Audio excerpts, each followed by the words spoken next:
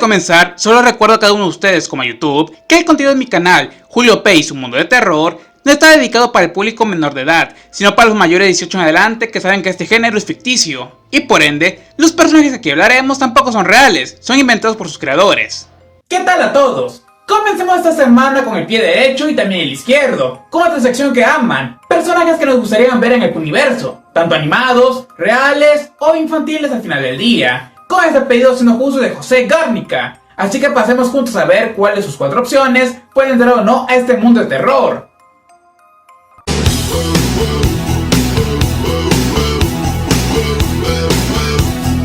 El primer personaje que comienza la lista es un infantil en todo el sentido posible, que además de mí, creo que muchos de ustedes, también de mi edad, llegaron a verlo, sus padres o abuelos por igual. Hablando justamente de Italia para el mundo, Topollillo, el cual primero no es un topo, ahorita explicaré la razón de su nombre, pero es esta figura tan conocida de un show de marionetas de los 50, la cual fue creada inicialmente por la fallecida artista María Perego, al lado de su esposo Federico Caldura y de su amigo como dibujante, Guido Stagnato, el cual como tal debutaría en el 59, en el RAI, que es justamente la radiotelevisione italiana, básicamente la empresa principal de televisión allá, justo en el programa titulado Serata di Gala, donde Topollillo era el presentador directamente de este programa, y nos mostraban diferentes tipos de sketches o premisas, desde el cantando, haciendo actividades diferentes, paseando, hablando de su familia, etc.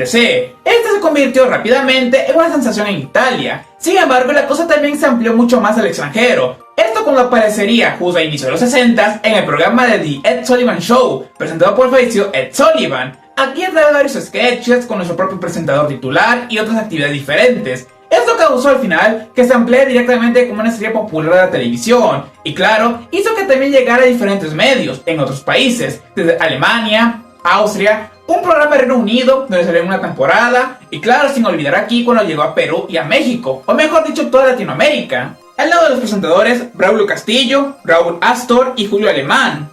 Aunque Topollillo ahí no quedó para nada, ya que aparte de su programa normal, también le dieron una serie animada hecha en Japón, esto en el 88. Luego de eso encontré 2 películas, una de estas elaborada también con compañía de Japón, y finalmente otra serie más, que llegaría pero hasta el 2020. Y para la gente que se pregunta, el nombre de Topollillo es una combinación de topo, el italiano para ratón o mouse, y gillo, que es una forma o a poder decirle a Luigi, o sea a los Luis, allá en Italia. En otras formas, su nombre se traduce literalmente como el ratón Luis, una cosa divertida para muchos de nosotros. ¡Lo sabía!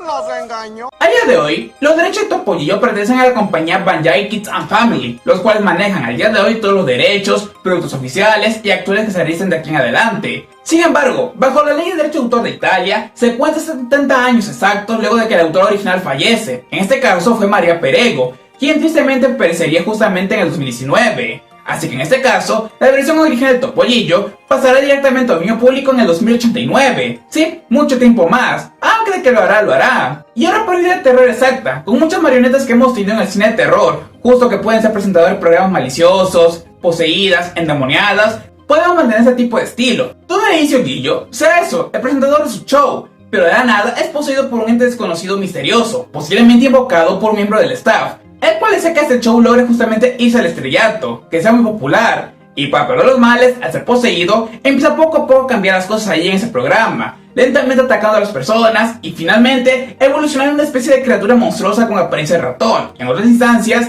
convirtiéndose al final en la pesadilla directamente de todos los que estén en ese show. Me haré un bigote con la crema de rasurar. Un recuerdo muy hermoso, gracias.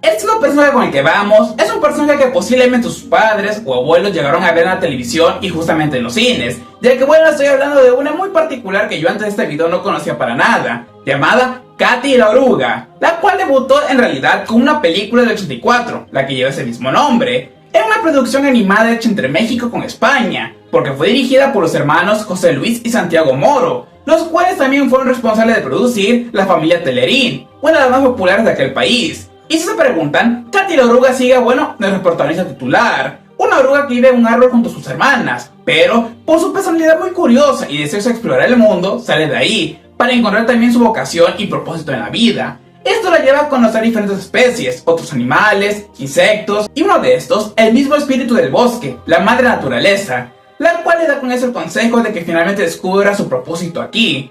Y eso lanza con esto varias aventuras de ella, donde al final termina ver su progresión, de ser una oruga normal a una mariposa. La película fue un gran éxito tanto en México y España, llevando a cabo que la adaptaran a otros medios, desde el formato de cómics, videos musicales, también en clips que utilizó la compañía Televisa, que fue la productora principal en su rama de cine, incluso un sencillo cantado por Lucerito, cosa que yo no sabía para nada. Y luego en el 88 le dieron una secuela, Katy, Kiki y Coco, centrado como tal en los hijos de la oruga, ahora mariposa, los cuales se enfrentan a unos alienígenas que hay en el bosque, aunque el giro final es que no son aliens, sino que otros animales que habitan ahí, en búsqueda de comida.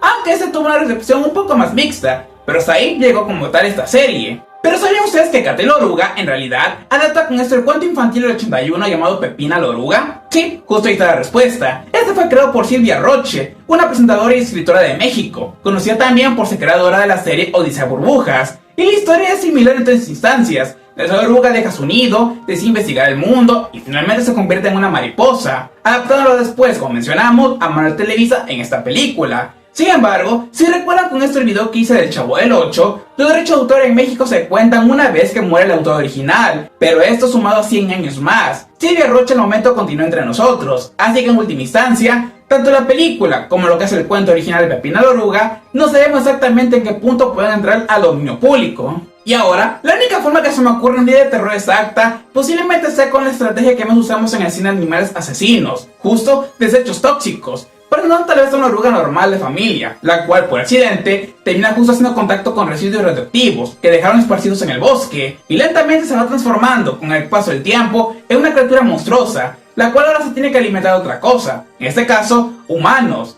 Úsalo como tal su seda para atrapar a sus presas, comérselas y lentamente evolucionando en otra cosa más, una mariposa radioactiva, peligrosa y mutante. Sí, está muy rara la cosa, pero entre más bizarro suene, también mejor. ¡Soy un gusano!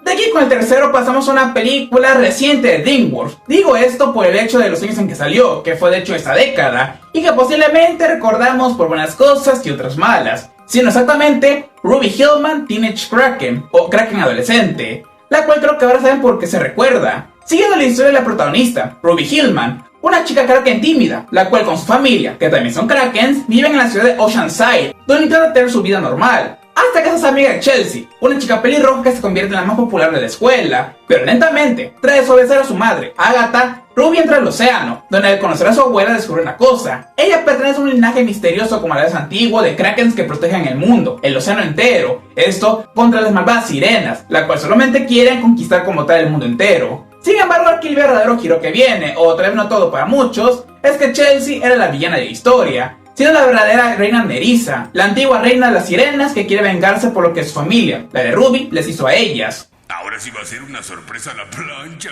Sin embargo, lo que la película el día de hoy se recuerda, a pesar de que logré disfrutarla al momento de verla, fue por los muchos memes que se hicieron porque salió a la par que el live action de la sirenita de Disney. Sí, por el hecho de que Chelsea era más similar a la Ariel animada que le usaron para el live action. Tristemente, el filme fue un fracaso, hablando de Ruby Hillman, y no sabemos al momento si van a ampliar la otra historia o se quedará así. Quién sabe, tal vez en formato televisivo funcione mejor en un futuro. Aunque esta idea ya proviene de hace mucho tiempo atrás, exactamente en 2015 se les presentaron a los ejecutivos de DreamWorks. Todo el inicio su primer nombre era Meet the Hillman, o Conozcan a los Hillman, presentando con eso una combinación de ellos escondiéndose entre los humanos sin conocer como tal sus identidades. Ahora contando con eso los derechos de autor que esta película tiene en derecho en Estados Unidos, son 95 años exactos para toda película que salga en la época actual, básicamente desde su momento de lanzamiento hasta ahora. Así que viendo que se lanzó en el 2023, pasaré directamente al dominio público en el 2118, o sea sí, dentro del próximo siglo. Esperemos que alguno de nosotros, sus descendientes, puedan llegar a verla. Y tomen en cuenta que ya los Kraken, la criatura mitológica titular de Noruega, es dominio público para todos nosotros, por ser literalmente, bueno eso, una mitología exacta. Puede que aquí con el caso de Ruby Hillman y su familia, para darle un cambio diferente, es que al inicio sí sean protectores del mundo, del océano y de los mares, pero viendo la forma en que los humanos tratan como tal este mundo, contaminándolo, lanzando desperdicios, matando otras especies, lentamente van cambiando,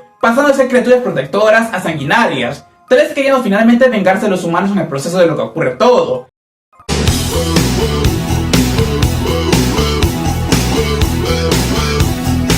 Llegado a ese punto del video, los tres mencionados antes aún tienen derecho de autor, y solo pasarían en el siguiente orden, comenzando con la versión original de Topollillo hasta el 2089, 70 años luego de que su creadora falleciera, Ruby Hillman posiblemente en el 2118, y con el cuento original de Pepina la Oruga, la base de Katy la Oruga, aún no sabemos exactamente cuándo puede ocurrir, así que el último personaje puede que nadie lo conozca. Yo tampoco lo hacía antes de escribir el guión, pero por ese motivo decidí traerlo, siendo Bosco. Y se preguntarán, ¿quién demonios es este personaje? Bueno, Bosco fue creado a mano de los fallecidos Hugh Hartman y Rudolph Ising, los cuales en un comienzo, allá en los años 20, trabajaban como animadores, exactamente, de los shows de Alice Comedies de Walt Disney y también los cortos de Oswaldo, el conejo de la suerte, de Universal Pictures, quien los distribuía. Sin embargo, tras la salida de Walt Disney y que Universal Pictures prefiriera a otros dibujantes, ellos dos se fueron de ahí, para llevar a cabo, justo en el 29, su propio cortometraje, Bosco, The Talk Ink Kid, o el niño de tinta parlante, uno donde combinaban la animación con el live action, similar a otros que salieron también esos años. Aquí presentando a Ising, uno de los animadores, creando a Bosco, este personaje hecho de tinta negra, donde él hacía diferentes cosas, tocar instrumentos,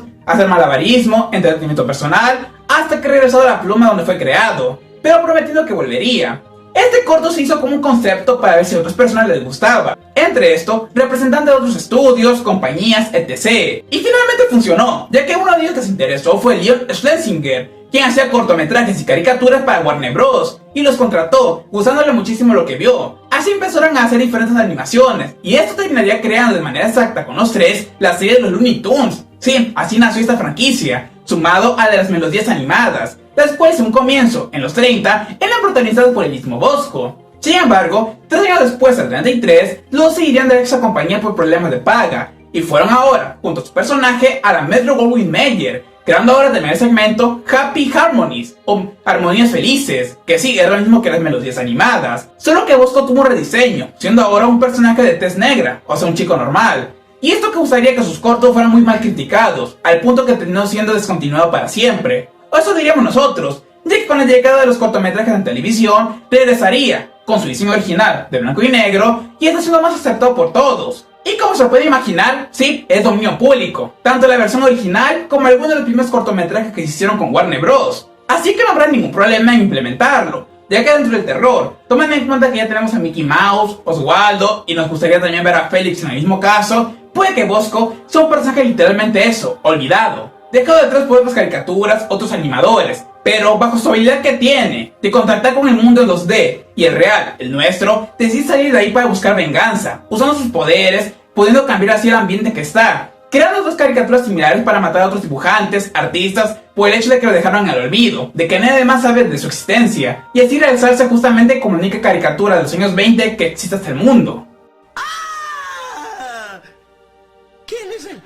Y de esta manera, mis amigos, finalizamos el video entero. Espero que cada uno de ustedes, también como Jesús Garnica, quien hizo el pedido, lo hayan disfrutado. Invitados con esto a este proyecto, Julio P y su mundo de terror, al cual ustedes se pueden suscribir, darle like, compartirlo quienes quieran, activar la campanita de notificaciones y poner también en redes sociales, que son las de Instagram, TikTok, Facebook, Twitter y Clapper, donde les haré saber cualquier otra información. Y recuerden una cosa, ya nos faltan muy pocos días, 5 exactamente, para que se estrenen en cines Pinocchio Armstrong, la tan esperada película del universo de la cual se han escuchado muchas cosas positivas, más de lo que uno hubiese creído con este tipo de filmes, pero sí, lo están. Esperemos que llegue también a estas partes del mundo como México, Perú, Colombia y otros países latinoamericanos, pero por ahora, espérenla con muchas ganas. ¡Hasta la próxima! Ah, ¿no es hermosa la naturaleza? Lo más hermosa que se puede, creo. Esto es Halloween, esto es Halloween, Halloween, Halloween, Halloween.